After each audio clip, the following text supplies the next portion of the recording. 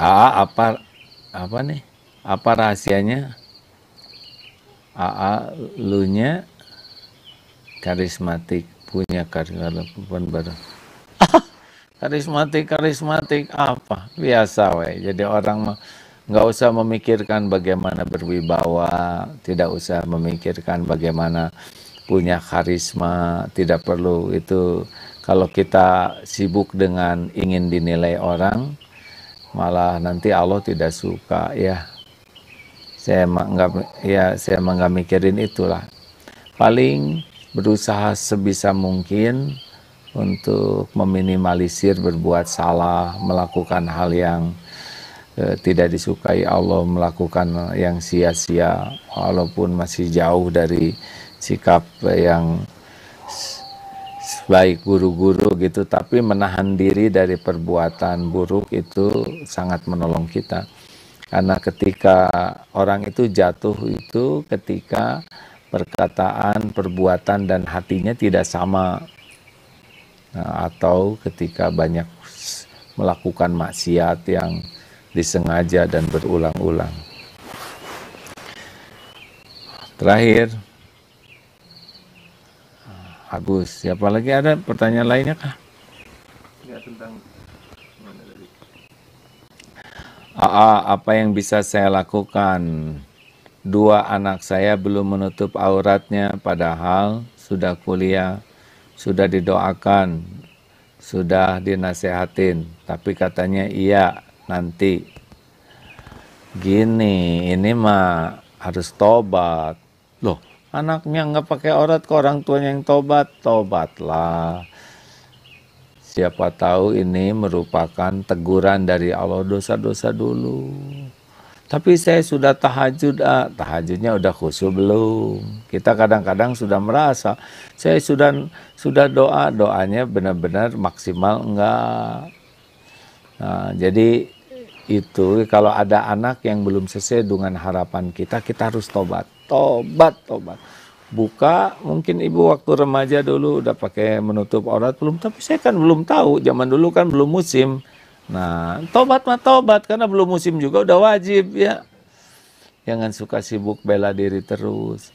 Saya tahajud, sudah khusyuk belum, karena saya belum ngerti atau belajar. Jadi ada kekurangan yang pada anak itu harus membuat kitanya tobat ya.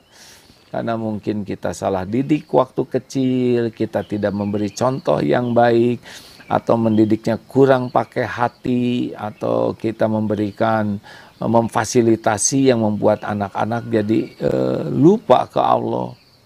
Makanya kalau lihat anak dan melakukan kekurangan kesalahan, harus nangis, minta ampun ke Allah.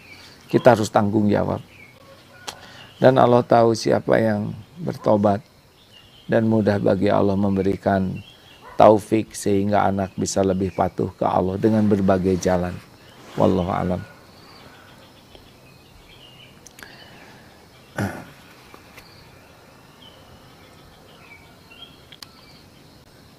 Bagaimana sesudah pensiun dari PNS malah hobi main golf sampai gadein cincin. Nah, pensiun itu sebetulnya karunia Allah ya. Kita sudah lepas dari kesibukan rutin yang membuat kita tuh harusnya ya, ada 4 tuh pensiunan yang bagus tuh. 1, jadi semakin kuat iman. Nah, ini pupuknya adalah ilmu. Makanya kalau pensiun itu belajar agamanya harus lebih banyak. Belajar tentang manual hidup manula. Manual manula. Bagaimana kita paham menyikapi umur yang tersisa ini sebaik-baiknya. Yang kedua, pensiun itu masa meningkatkan amal soleh kita. Wa'amilu solihat.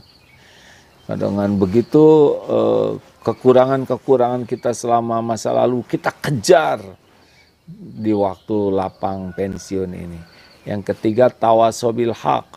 Pensiun itu membuat pribadi kita tuh jadi contoh baik. Kalau dulu mungkin masih bisa gaya dengan penampilan, otot kawat. Sekarang rambut sudah beruban, kulit sudah keriput, sudah tidak bisa sibuk dengan casing, tetapi masa bagaimana berdakwah kepada keluarga, kepada orang dengan akhlak yang lebih baik, dan kita menerima masukan. Dan tawasobi sabr, bagaimana menjadi tua itu lebih mengendalikan diri dari syahwat, keinginan, nafsu, cinta dunia. Jadi semakin terkendali, semakin sabar dan menyabarkan.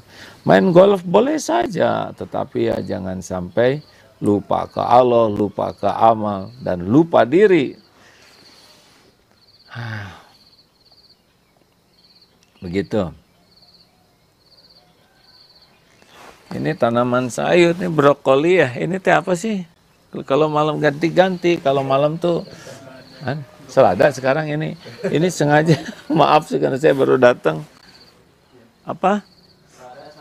Selada sama brokoli sengaja pakai plastik itu sehingga bisa tahan sampai 6 bulan, 8 bulan. Tidak terlalu sering disiangi. Ya, Pak Faruk, ada lagi? Siapa lagi? Alhamdulillah. Alhamdulillah.